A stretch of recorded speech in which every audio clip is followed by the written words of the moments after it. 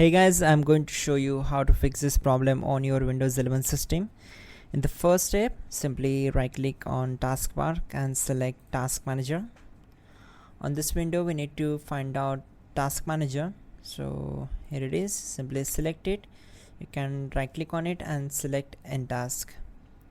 Once done, simply press Windows key plus R key together to open run. Then type here ncpa.cpl and hit enter. It will open your network connections. Once we are here, we need to simply right click on your internet connection, then select properties, then select IPv4 and open its properties.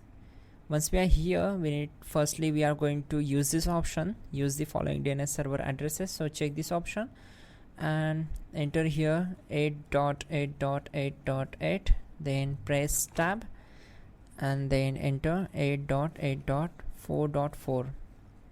then check this box and click on OK. If it works, then you can simply select this one and click on OK. Now close all these windows one by one. Once you click on OK, it will try to detect the problems related to your internet connection. Then it will also try to resolve them. Once done, close this window. Then simply right click here and select task manager. Then click on run new task. Then select browse button. Open this PC, then C drive, then open Windows folder. Now find out system32 folder. So here it is, simply double click on it to open it. In this system32 folder we need to find out cmd.exe file. Simply select it and click on open. So this will be our main path: C drive, Windows folder, system32 and cmd.exe. Now check this box and click on OK. So it will open command prompt window. Now close this window and here we need to type this command: ip config space / flush DNS and simply hit enter. So this command is successfully executed. Once done, we need to exit, type exit to close the command prompt window. Then simply right click on this and click on settings. Once we are here, we need to select system, then just scroll down and we need to select troubleshoot. Again scroll down and click on other troubleshooters. From here we need to select this one, internet connection, and click on run.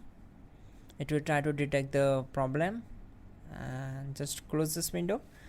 After that, go to search bar and simply type run and click here to open it. Then simply type temp and click on OK. Now we need to select the file, select all these files and delete them. Simply right click on it and select delete. Again close it and again open run. Now this time type in %temp% and hit enter. Again we need to select all these files, right click on them and select delete.